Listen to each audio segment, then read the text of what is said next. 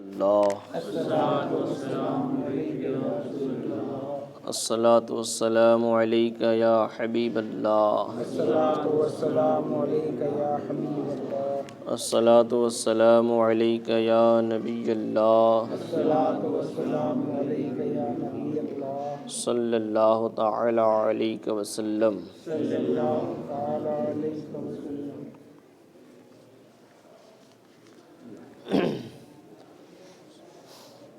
61 آیتیں سورہ بقرہ کی بیان ہو چکی ہے۔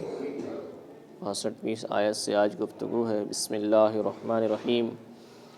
ان الذین آمنوا والذین ہادوا والنصارى والصابئین من آمن باللہ والیوم الآخر وعمل صالحا فلہم اجرہم عند ربہم ولا خوف علیہم ولا هم يحزنون۔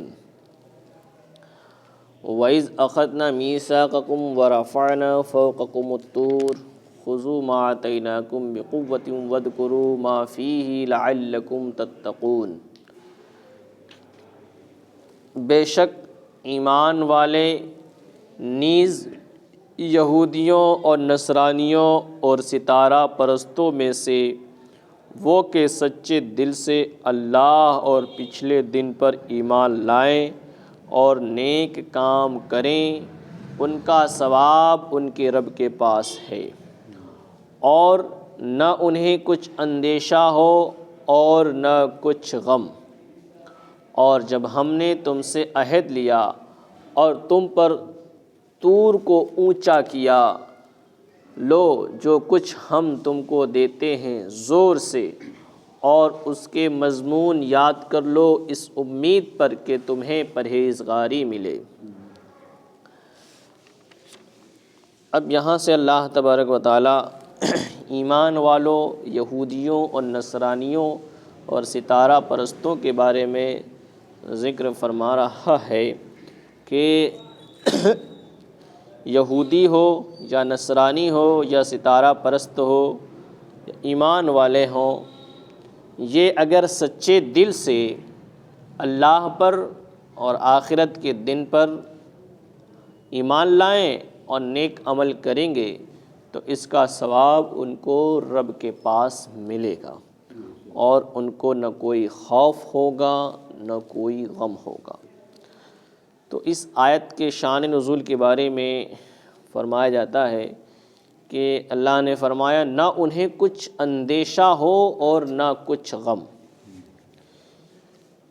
ابن جریر اور ابن ابی حاتم نے سدی سے روایت کی کہ یہ آیت سلمان فارسی رضی اللہ تعالی عنہ کے اصحاب کے حق میں نازل ہوئی۔ حضرت سلمان فارسی رضی اللہ تعالیٰ عنہ کے ساتھیوں کے تعلق سے نازل ہوئی کہ یہ لوگ یہودی تھے، کبھی نصرانی بنے۔ حضرت سلمان فارسی کبھی یہودی کبھی نصرانی بنتے اور پھر حضور کے دربار میں پہنچے تو ایمان لائے۔ تو اللہ نے فرمایا مسلمان ہو یا یہودی ہو یا نصرانی ہو یا ستارہ پرست ہو، ستاروں کو پوجنے والا ہو، ان میں سے جو بھی سچے دل سے اللہ پر ایمان لائے گا اور نیک کام کرے گا تو اس کا ثواب اللہ کے پاس پائے گا، اور اس کو نہ کچھ خوف ہوگا اور نہ ہی کچھ غم ہوگا۔ اور فرمایا اور جب ہم نے تم سے عہد لیا، تو عہد یعنی وعدہ لیا بنی اسرائیل سے، اور فرمایا وَرَفَعْنَا فَوْقَكُمُ الطُّورَ، اور تم پر طور کو اونچا کیا، طور پہاڑ کو تمہارے اوپر اونچا کیا۔ کیا مطلب؟ طور تو پہاڑ تو اونچا ہی ہوتا ہے، لیکن اللہ کے حکم سے حضرت جبریل علیہ السلام نے طور پہاڑ کو اٹھا کر کے بنی اسرائیل کے سر کے اوپر کر دیا تھا، بنی اسرائیل کے سر کے اوپر کر دیا تھا کہ وہ اللہ کی باتوں کو مانیں، جو جرم کیا اس کا اقرار کریں، ورنہ دبا دیا جائیں گے اس کے نیچے۔ تو اللہ فرماتا ہے کہ ہم نے تم سے عہد لیا اور تم پر طور پہاڑ کو اونچا کیا، یعنی تمہارے اوپر معلق کیا۔ تو اس کے تعلق سے یہ کہ توریت، اللہ نے فرمایا کہ ہم نے تم سے عہد لیا۔ کیا عہد لیا؟ کہ تم توریت کو مانو گے اور اس پر عمل کرو گے، اور پھر تم نے اس کے احکام کو شاق اور غیراں جان کر قبول سے انکار کر دیا۔ تم نے کہا کہ ہمیں توریت چاہیے، توریت دے دی گئی، اور سب کچھ جو تم نے مانگا وہ دے دیا گیا، اور تم نے کہا تھا کہ جب توریت مل جائے گی اور اس میں ہمیں عبادت کا پورا طریقہ پتہ چل جائے گا تو ہم عبادت کریں گے، ریاضت کریں گے۔ لیکن اللہ فرماتا ہے کہ جب تمہیں مل گئی یہ ساری چیزیں، عمل کرنے کے لیے تم نے کہا تھا، تو اس میں جو احکام نازل ہوئے وہ تم کو بھاری لگے، وہ حکم کیا تم کو بھاری لگے، اور تم نے اس کو قبول کرنے سے انکار کر دیا، باوجود کہ تم نے خود بالحاح حضرت موسیٰ علیہ السلام سے ایسی آسمانی کتاب کی استدعا کی تھی جس میں قوانین شریعت و آئین عبادت مفصل مذکور ہوں۔ بنی اسرائیل ہی نے کہا تھا حضرت موسیٰ علیہ السلام سے کہ آپ اللہ سے کتاب مانگیے جس میں عبادت کا طریقہ مکمل طور پر ذکر کیا گیا ہو، تاکہ ہم اس کتاب کے اعتبار سے اس کے اوپر عمل کریں۔ تو جب اللہ نے وہ کتاب دے دی تو تم نے اس کا انکار کر دیا، اور حضرت موسیٰ علیہ السلام نے تم سے بار بار اس کے قبول کرنے اور اس پر عمل کرنے کا عہد لیا تھا۔ حضرت موسیٰ علیہ السلام نے بار بار بنی اسرائیل سے وعدہ لیا تھا کہ تم کتاب مانگ رہے ہو تو کیا کتاب کے حکم کے اوپر عمل کرو گے، بات مانو گے؟ ایک بار نہیں، بار بار یہ ان سے پوچھا تھا۔ جب وہ کتاب عطا ہو گئی تو انہوں نے ہاں ہاں کہا تھا، لیکن جب کتاب عطا ہوئی تو تم نے اس کے قبول کرنے سے انکار کر دیا اور عہد پورا نہ کیا۔ جب کتاب مل گئی تو تم نے اس کے احکام کو قبول کرنے سے انکار کر دیا اور وعدہ پورا نہ کیا۔ تو اللہ نے فرمایا وَرَفَعْنَا فَوْقَكُمُ الطُّورَ، تو ہم نے تم پر طور کو اونچا کر دیا، طور پہاڑ کو اونچا کر دیا۔ بنی اسرائیل کی عہد شکنی کے بعد بنی اسرائیل نے وعدہ نہیں مانا، وعدے کو پورا نہیں کیا، وعدے کے اوپر پکے نہیں اترے، تو جب انہوں نے وعدہ توڑ دیا تو حضرت جبریل علیہ السلام نے بحکم الہی، اللہ کے حکم سے طور پہاڑ کو اٹھا کر کے ان کے سروں پر قدر قامت فاصلہ پر معلق کر دیا۔ بنی اسرائیل کی جتنا سر ہوتا تھا اس سر کے کچھ تھوڑے حصے پر طور پہاڑ کو معلق کر دیا گیا، چھت کی جیسے رکھ دیا گیا اور معلق کر دیا گیا، اور حضرت موسیٰ علیہ السلام نے فرمایا کہ تم عہد قبول کرو ورنہ پہاڑ تم پر گرا دیا جائے گا۔ تم وعدہ پورا کرو، جو وعدہ کیا تھا تم لوگوں نے، کتاب مانگی تھی، کتاب مل گئی توریت، تو اس کے حکم پہ تم عمل کرو، وعدہ پورا کرو، ورنہ یہ جو پہاڑ معلق کیا گیا ہے یہ تمہارے سروں پر گرا دیا جائے گا اور تم کچل ڈالے جاؤ گے۔ تو اس میں صورتاً وفائے عہد پر اکراہ تھا۔ اکراہ تھا مطلب ظاہری طور پر دیکھا جائے تو ایک قسم کی ان کے اوپر جبر تھا، یعنی کہ تم مانو ہی اس بات کو، پہاڑ دبان ہے کہ پہاڑ گرا دیا جائے گا، مانو۔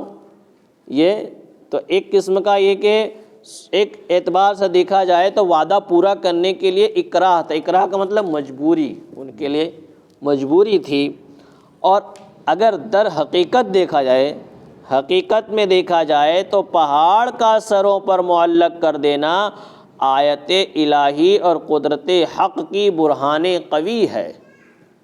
اگر حقیقت میں دیکھا جائے تو اللہ کی قدرت کا نظارہ ہے کہ اللہ نے اتنے بھاری پہاڑ کو ان کے سروں پر معلق کر دیا اور گر نہیں رہا ہے، پہاڑ گر نہیں رہا ہے، معلق ہے۔ تو اللہ کی نشانی ہے یہ ان کے لیے کہ اللہ تبارک و تعالیٰ اس بات کی قدرت رکھتا ہے کہ وہ پہاڑوں کو بھی انسانوں کے سروں پہ معلق کر سکتا ہے۔ تو اب تو تم اس کی بات کو مانو، اللہ کی ذات میں اتنی قدرت ہے کہ وہ پہاڑوں کو جب معلق کر سکتا تھا تو کم سے کم اب تو تم اللہ کی بات کو مانو اور کتاب توریت میں جو کچھ بھی بیان کیا گیا ہے اس وعدے کو پورا کرو۔ تو اس سے دلوں کو اطمینان حاصل ہوتا ہے کہ اللہ جو ہے اللہ کی قدرت بڑی پاورفل ہے کہ وہ پہاڑوں کو بھی معلق کر سکتا ہے۔ تو انسان کے دل پگھلے اور اللہ کے ذات پر ایمان لائے، اس لیے پہاڑوں کو معلق کیا گیا، کیونکہ بے شک یہ جو معلق ہونا تھا، یہ پہاڑ کو معلق کرنا تھا، یہ بے شک یہ رسول مظہر قدرت الہی ہے۔ جو رسول ہوتے ہیں یہ قدرت الہی کے مظہر ہوتے ہیں، یعنی یہ اس بات کی دلیل ہوتی ہے کہ اللہ کے نبی ہیں، اللہ کے رسول ہیں، اور یہ اطمینان ان کو ماننے اور عہد پورا کرنے کا اصل سبب ہے۔ یہ اطمینان ان کو کیوں دلایا جا رہا ہے؟ تاکہ وہ عہد کو پورا کریں اور مانیں کہ جو کہہ رہے ہیں وہ اللہ کے نبی کہہ رہے ہیں، اور یہ جو پہاڑ معلق کر رہا ہے کوئی ایسی ذات ہے جسے اللہ کہتے ہیں، تو کم سے کم ان ساری چیزوں کو دلیل مان کر کے اس کو عہد کو کیا کریں؟ پورا کریں۔ لیکن انہوں نے پورا نہیں کیا، تو اللہ نے فرمایا خذوا ما آتیناکم بقوۃ واذکروا ما فیہ لعلکم تتقون، لو جو کچھ ہم تم کو دیتے ہیں زور سے، یعنی بڑی کوشش کے ساتھ، مکمل کوشش کے ساتھ لو اور اس کے مضمون کو یاد کرو، یعنی توریت کتاب جو اللہ نے عطا فرمائی، فرمایا کہ اس کو مضبوطی سے لو اور اس کے مضمون کو یاد کرو، اس میں جو کچھ لکھا ہوا ہے، جو کچھ احکام لکھے اس کو یاد کرو، اس امید پر کہ تمہیں پرہیزگاری ملے، تم اس کو یاد کر لو تاکہ تم کو پرہیزگاری ملے۔ ثم تولیتم من بعد ذالک، اللہ فرماتا ہے پھر اس کے بعد تم پھر گئے، کتاب مل گئے، اس کے بعد تم پھر گئے، تو فلولا فضل اللہ علیکم ورحمتہ لکنتم من الخاسرین، تو اگر اللہ کا فضل اور اس کی رحمت تم پر نہ ہوتی تو تم ٹوٹے والوں میں سے ہو جاتے، ٹوٹے والوں میں سے ہو جاتے مطلب بالکل خسارے والوں میں سے ہو جاتے۔ اللہ کی رحمت اور اس کا فضل تھا کہ تم بچ گئے، اللہ نے تمہارے اوپر پہاڑ کو گرایا نہیں، تو تم جو خسارے میں ہوتے اگر اللہ کا فضل اور اس کی رحمت نہ ہوتی۔ تو یہاں فضل و رحمت سے یا تو توفیق توبہ مراد ہے یا تاخیر عذاب، یعنی فضل کیا ہے، رحمت کیا ہے، تو اس کا مطلب یہ ہے کہ اللہ نے ان کو توبہ کی مہلت دی، توبہ کی مہلت دی، یا یہ کہ ان کے عذاب میں تاخیر کی، کہ فوراً ان پہ عذاب نہیں اتارا، عذاب میں تاخیر کی۔ اور ایک قول یہ ہے کہ فضل سے، فضل الہی و رحمت حق سے حضور سید عالم صلی اللہ علیہ وسلم کی ذات پاک مراد ہے۔ یعنی کیا مطلب کہ اللہ کا فضل، یعنی اللہ کا فضل، اللہ کی رحمت نہ ہوتی، اور ورحمتہ، اور اس کی رحمت یعنی حضور سید عالم صلی اللہ علیہ وسلم کی ذات پاک نہ ہوتی تو تم خسارے میں ہوتے۔ حضور کی ذات پاک ہے جن کے صدقے میں سب کچھ بنا ہے، تو اس لیے تم خسارے میں نہیں، ورنہ تم خسارے میں ہوتے۔ تو مراد یہ ہے کہ اگر تمہیں خاتم المرسلین صلی اللہ علیہ وسلم کے وجود کی دولت نہ ملتی اور آپ کی ہدایت نصیب نہ ہوتی تو تمہارا انجام ہلاک اور خسران ہوتا، تم ہلاک ہو جاتے اور تم گھاٹے میں رہتے۔ اور پھر فرمایا وَلَقَدْ عَلِمْتُمُ الَّذِينَ اعْتَدَوْا مِنْكُمْ فِي السَّبْتِ فَقُلْنَا لَهُمْ كُونُوا قِرَدَةً خَاسِئِينَ، اور بے شک ضرور تمہیں معلوم ہے کہ تم میں کہ وہ جنہوں نے ہفتے میں سرکشی کی، ہفتہ یعنی سنیچر کا دن، ہفتہ میں سرکشی کی، تو ہم نے ان سے فرمایا کہ ہو جاؤ بندر دھتکارے ہوئے۔ ایک قوم ایسی بھی گزری ہے کہ اللہ نے فرمایا کہ بندر ہو جاؤ، تو سارے کے سارے بندر ہو گئے، اور کچھ دنوں کے بعد سب کیا ہو گئے؟ انتقال کر گئے، مر گئے۔ تو اللہ کا عذاب ایسا بھی نازل ہوا ہے پچھلی قوموں پر، یہ تو حضور کی رحمت ہے جو ہم پر عذاب نازل نہیں ہو رہا ہے۔ تو پچھلی قومیں اس طرح تباہ و برباد کر دی گئی، اور اللہ فرماتا ہے ایسی قومیں جن کو ہم نے تباہ و برباد کر دیا ہے فَجَعَلْنَاهَا لَكَالًا لِمَا بَيْنَ يَدَيْهَا وَمَا خَلْفَهَا وَمَوْعِظَةً لِلْمُتَّقِينَ، تو ہم نے اس بستی کا یہ واقعہ اس کے آگے اور پچھلے والوں کے لیے عبرت کر دیا ہے، سبق حاصل کرنے کا ذریعہ بنا دیا ہے، اور پرہیزگاروں کے لیے اس میں نصیحت ہے، پرہیزگاروں کے لیے اس میں نصیحت ہے۔ کیا واقعہ تھا؟ کہتے ہیں ہفتے کے دن کا کیا واقعہ تھا، اس کے بارے میں فرماتے ہیں کہ شہر ایلا میں بنی اسرائیل آباد تھے، اور انہیں حکم تھا کہ شنبہ کا دن عبادت کے لیے خاص کر دیں۔ شنبہ کا دن یعنی سنیچر کا دن عبادت کے لیے خاص کر دیں، اور اس روز شکار نہ کریں، اس روز شکار نہ کریں، سمندر سے شکار نہ کریں، مچھلیاں نہ پکڑیں، اور دنیاوی مشاغل ترک کر دیں، دنیا کا کوئی کام نہ کرے، سنیچر کے دن صرف عبادت ہی عبادت کرتے رہیں۔ اور ان کے ایک گروہ نے یہ چال چلی، ان میں سے جو ایک جماعت تھی، ایک گروہ تھی، ان لوگوں نے ایک چال چلی کہ جمعہ کو دریا کے کنارے کنارے بہت سے گڈھے کھودتے، اور شنبہ کی صبح کو دریا سے ان گڈھوں تک نالیاں بناتے، جن کے ذریعے پانی کے ساتھ آ کر مچھلیاں گڈھوں میں قید ہو جاتی تھیں۔ تو سنیچر کے دن کیا کرتے تھے؟ مچھلیاں پکڑتے نہیں تھے، پکڑنے سے منع فرمایا گیا تھا، تو کیا کرتے؟ جمعہ کے دن وہ کھڈے کھود دیتے کنارے کنارے، اب سمندر سے لہریں آتی، وہ پانی کے ساتھ مچھلیاں بھی آتی، اور وہ گڈھے میں آ کر کے پھنس جاتی۔ اب سنیچر کے دن کیا کرتے یہ لوگ؟ سمندر میں مچھلیاں نہیں پکڑتے، بلکہ وہی مچھلیاں جو قید تھیں ان کو نکال لیتے، اور کیا کہتے کہ ہم پکڑ تھوڑی نہ رہے ہیں، ہم تو صرف نکال رہے ہیں، ہم شکار تھوڑی نہ کر رہے ہیں، ہم تو صرف نکال رہے ہیں۔ تو اللہ نے منع فرمایا تھا کہ ہفتے کے دن کچھ نہیں کرنا ہے تم کو، تو ان لوگوں نے ایسی چال چلی کہ اب آ کر کے مچھلیاں گڈھوں میں قید ہو جاتی، تو یک شنبہ کو انہیں نکالتے، یک شنبہ کو یعنی اتوار کے دن ان کو نکالتے۔ اب اتوار کے جب ان کو نکالتے تو کہتے کہ ہم مچھلی کو پانی سے شنبہ کے روز نہیں نکالتے، مچھلی کو شنبہ کے روز نہیں نکالتے ہیں۔ 40 یا 70 سال تک یہی عمل رہا۔ یہ کب تک کرتے رہے؟ ایک دو دن کا معاملہ نہیں تھا، 40 سال یا 70 سال تک ایسا معاملہ کرتے رہے۔ اللہ نے منع فرمایا تھا کہ ایسا نہیں کرنا ہے، تو بھی ان لوگوں نے ایسا کیا۔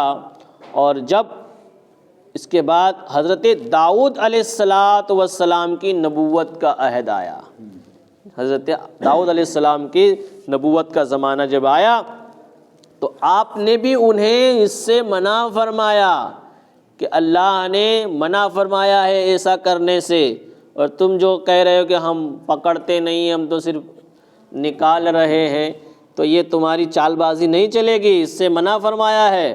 اور فرمایا حضرت داؤد علیہ السلام نے کہ قید کرنا ہی تو شکار ہے، مچھلی کو قید کرنا یہی تو شکار ہے، اور اسی سے اللہ نے منع فرمایا ہے، اور تم لوگ یہ کر رہے ہو تو اس سے باز آ جاؤ، ورنہ عذاب میں گرفتار ہو جاؤ گے، اس چیز سے باز آ جاؤ، رک جاؤ، ورنہ عذاب میں گرفتار ہو جاؤ گے۔ وہ باز نہ آئے، داؤد علیہ السلام کی باتوں کو نہیں مانا، اس سے باز نہ آئے اور اس سے کترائے نہیں، تو آپ نے دعا فرمائی، حضرت داؤد علیہ السلام نے دعا فرمائی، تو اللہ تعالیٰ نے انہیں بندروں کی شکل میں مسخ کر دیا۔ جن لوگوں نے بات نہیں مانی تھی ان کو اللہ تبارک و تعالیٰ نے بندر بنا دیا، انسانوں کو اللہ نے بندر بنا دیا، اور عقل و حواس تو ان کے اندر باقی رہے مگر قوت گویائی زائل ہو گئی۔ عقل باقی رہی، حواس باقی رہے، چلتے پھرتے سب کچھ، لیکن بولنا ختم کر دیا گیا، بندر بنا دیے گئے، اور زائل ہو گئی، بدنوں سے بدبو نکلنے لگی، ان کے جسموں سے بدبو نکلنے لگی، اور اپنے اس حال پر روتے روتے 3 روز میں سب ہلاک ہو گئے، 3 دن کے اندر ہلاک ہو گئے۔ کتنے تھے؟ تو یہ سب ہلاک ہو گئے، اور ان کی نسل بھی باقی نہ رہی۔ جب ان کی نسل ہی باقی نہ رہی تو آج لوگ کہتے ہیں کہ انسان پہلے بندر تھا پھر انسان ہوا، تو وہ تو انسان کیسے بندر ہو سکتا ہے؟ جو بندر ہوئے تھے وہ تو 3 دن میں ختم ہو گئے تھے، وہ تو 3 دن میں ختم ہو گئے تھے۔ تو اللہ نے بندر کو الگ پیدا فرمایا ہے، انسانوں کو الگ پیدا فرمایا۔ یہ عقیدہ رکھنا کہ بندر تھا انسان، پھر دھیرے دھیرے اس میں عقل آتی رہی، جنگل سے آ گیا اور یہاں انسان آباد ہو گیا، یہ سب کیا ہے؟ بے اصل باتیں ہیں، اس کی کوئی اصل نہیں ہے۔ یہ کتنے لوگ تھے؟ تو روایتوں میں آتا ہے کہ 70,000 کے قریب تھے یہ لوگ، بندر جو بنائے گئے تھے 70,000 کے قریب، اور 2-3 دن میں وہ سب کے سب ختم ہو گئے۔ لیکن بنی اسرائیل کا ایک دوسرا گروہ بھی تھا، ایک دوسری جو 12,000 کے قریب تھا۔ یہ گروہ، یہ جماعت 12,000 کے قریب تھی۔ انہیں اس عمل سے منع کرتا رہا، جب یہ نہ مانے۔ یہ 12,000 کا جو لشکر تھا نا، یہ ان لوگوں کو منع کرتا تھا کہ تم ایسا نہ کرو، اللہ کا عذاب آ جائے گا۔ تو دونوں میں انبن ہو گئی، وہ کہتے نہیں ہم ایسا ہی کریں گے، ان لوگوں نے کہا ہم نہیں کرنے دیں گے۔ تو اب دونوں میں جھگڑا ہو گیا، تو منع کرتے نہیں مانے، تو جب یہ لوگ نہ مانے تو انہوں نے ان کے اوپر اپنے محلوں کے درمیان دیوار بنا کر کے علیحدگی اختیار کر لی۔ وہ 70,000 ادھر اور 12,000 یہ کیا ہو گئے؟ الگ ہو گئے، بیچ میں دیوار بنا دی، ان کا محلہ الگ، ان کا محلہ الگ۔ ان سب نے نجات پائی، وہ سب ختم ہو گئے، بندر بن گئے، اور یہ سارے کے سارے بچ گئے۔ یہ 12,000 تھے یہ بچ گئے۔ تو یہ لوگ اس گناہ میں شریک نہیں تھے، اس لیے اس عذاب میں گرفتار نہیں ہوئے، تو یہ لوگ نجات پا گئے۔ اور بنی اسرائیل کا ایک تیسرا گروہ بھی تھا جو بالکل خاموش تھا، وہ کچھ نہیں کہتا تھا، نہ وہ مچھلیاں پکڑنے جاتا تھا، نہ ہی ان لوگوں میں شامل تھا۔ تو وہ ساکت رہا۔ اس کے حق میں حضرت اب وہ جو گروہ تھا اس کے بارے میں کیا فرمایا تھے؟ کہتے حضرت ابن عباس کے سامنے حضرت اکرمہ نے کہا کہ وہ مغفور ہیں، کہ ان کو بھی معاف کر دیا گیا، جو خاموش تھے ان کو بھی معاف کر دیا گیا۔ اب دلیل میں حضرت ابن عباس کے سامنے حضرت اکرمہ نے کہا کیونکہ امر بالمعروف فرض کفایہ ہے، امر بالمعروف فرض کفایہ، اللہ نے جو کہا تھا کہ یہ کام نہ کرو، تو یہ کام جو ہے فرض کفایہ۔ فرض کفایہ کا مطلب ایک آدمی، چند آدمی کر دے تو سب بچ جائیں، سب بچ جائیں۔ تو اب وہ کہتے ہیں دلیل میں کہ جب وہ 12,000 نے ان کو منع کیا تو یہ جو باقی خاموش لوگ تھے یہ بھی بچ گئے، اللہ نے ان کو بھی معاف کر دیا۔ تو فرض کفایہ جو ہوتا ہے بعض کا ادا کرنا کل کا حکم رکھتا ہے، یعنی اس میں سے کچھ کو ادا کر دینا، یہ سب نے اس حکم کو ادا کر دیا، ایسا مانا جاتا ہے۔ تو ان کے اس سکوت کی وجہ یہ تھی کہ یہ ان کے پند پذیر نہ ہونے سے مایوس تھے۔ یہ جو خاموش رہے تھے، یہ خاموش کیوں تھا یہ گروہ؟ یہ اس لیے خاموش تھا کہ یہ 12,000 نے 70,000 کو بہت سمجھایا، پھر بھی نہ مانے، تو اسی غم میں یہ لوگ خاموش تھے، اسی غم میں یہ لوگ خاموش تھے۔ تو حضرت اکرمہ کی یہ تقریر حضرت عبداللہ ابن عباس کو بہت پسند آئی، یہ تقریر جو ہے بہت پسند آئی کہ وہ جو خاموش لوگ تھے وہ کیسے بخشے گئے۔ تو اس کی دلیل میں کہا کہ جب ایک آدمی، کچھ لوگوں نے فرض کفایہ ادا کر دیا تو کچھ نے، وہ سب کے لیے ہو گیا، سب نے ادا کر دیا، لیکن وہ لوگ جو خاموش تھے وہ اس وجہ سے تھے کہ یہ نصیحت کو ان لوگوں نے نہیں مانا تھا، داؤد کی نصیحت کو نہیں مانا اور 12,000 کی نصیحت کو نہیں مانا، تو اس وجہ سے وہ غم میں کیا تھے؟ خاموش تھے۔ تو یہ تقریر حضرت ابن عباس کو پسند آئی اور آپ نے سرور سے اٹھ کر ان سے معانقہ کیا، یعنی خوشی سے اٹھ کر کے حضرت ابن عباس نے حضرت اکرمہ سے معانقہ کیا، یعنی گلے لگ گئے، اور ان کو یہ بات بہت پسند آئی اور ان کی پیشانی کو بھی بوسہ دیا، ان کی پیشانی کو بھی بوسہ دیا۔ تو اس سے یہ مسئلہ معلوم ہوا کہ سرور کا معانقہ سنت صحابہ، یعنی خوشی کے وقت معانقہ کرنا، گلے ملنا، یہ صحابہ کا سنت سری طریقہ ہے۔ اس کے لیے سفر سے آنا اور غیبت کے بعد ملنا شرط نہیں ہے۔ جو مشہور ہے کہ بھائی کوئی سفر سے آیا ہو تو ہی گلے ملنا چاہیے، کسی کی غیبت کی ہو معاف کر دیا تو گلے ملنا چاہیے، ایسا نہیں ہے۔ جب بھی خوشی حاصل ہو خوشی میں معانقہ کرنا، جیسے عید و بقرعید کے دن موقع پر ہم معانقہ کرتے ہیں، مصافحہ کرتے ہیں، تو یہ کیا ہے؟ سنت ہے۔ سرور یعنی خوشی کے موقع پر معانقہ کرنا کیا ہے؟